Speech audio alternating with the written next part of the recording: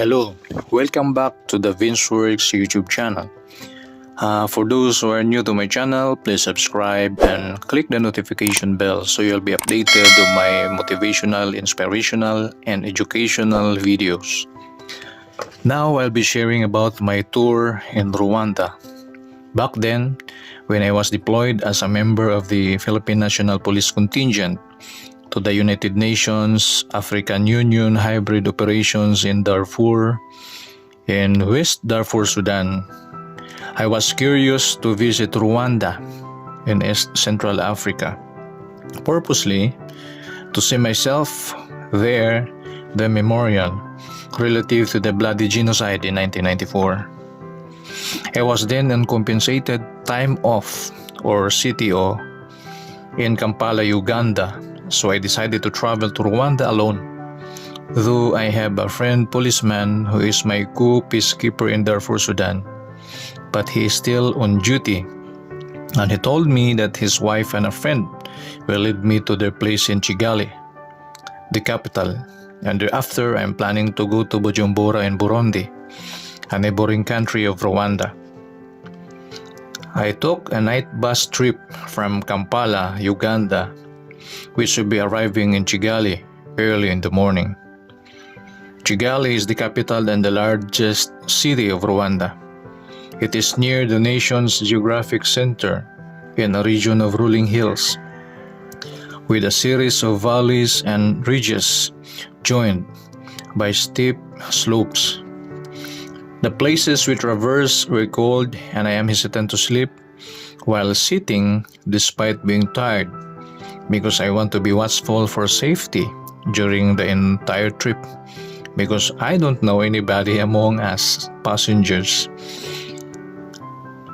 And I am the only white man, as they called me, though I am not really white, but a brown man from the Philippines.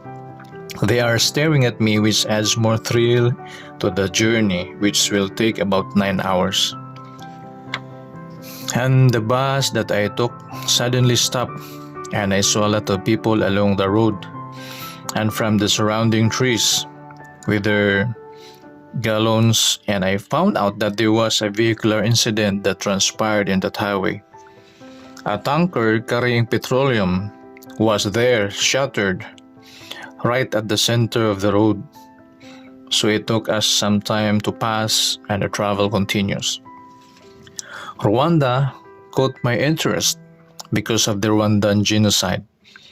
It was the mass slaughter of Tutsi as well as Twa and moderate Hutu, carried out between 7 April to 15 July of 1994 during the Rwandan Civil War.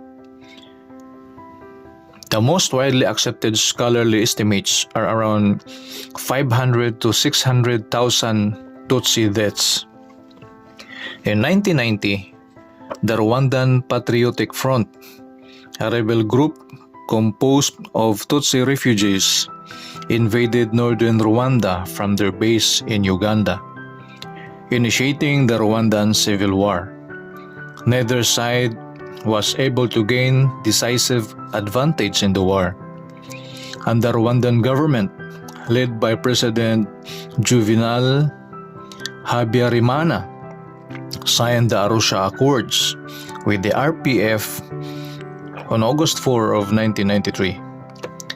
Many historians argue that a genocide against the Tutsi had been planned for at least a year. However, Habyarimana's assassination on April 6, 1994 created a power vacuum and ended the peace accords. Genocidal killings began the following day when soldiers, police, and militia executed key Tutsi and moderate Hutu military and political leaders. The scale and brutality of the massacre caused shock worldwide, but no country intervened to forcefully stop the killings. Most of the victims were killed in their own villages or towns, many by their neighbors and fellow villagers. Hutu gangs searched out victims hiding in churches and school buildings, The militia murdered victims with machetes and rifles. Sexual violence was rife, with an estimated 250,000 to 500,000 women raped during the genocide. The RPF quickly resumed the civil war once the genocide started and captured all government territory, ending the genocide and forcing the government and genocidaires into Zaire. The genocide had lasting and profound effects on Rwanda and neighboring countries. In 1996, the RPF-led Rwandan government launched an offensive into Zaire, now the Democratic Republic of Congo, home to exiled leaders of former Rwandan government and many Hutu refugees, starting the First Congo War and killing an estimated 200,000 people.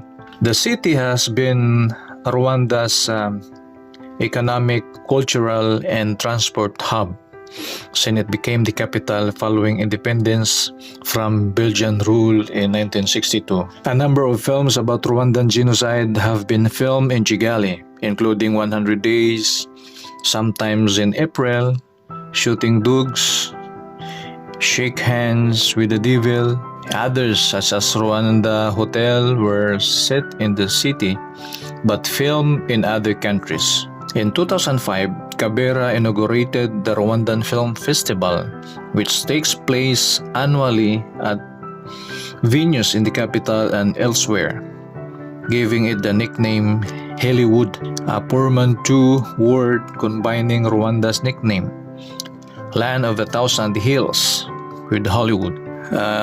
Thank you for watching, and I hope that you enjoy and learn something from what I shared on my short visit or stint in the capital of Kigali in Rwanda, because it's very difficult there to stay, because during the time I don't know any French or Swahili language.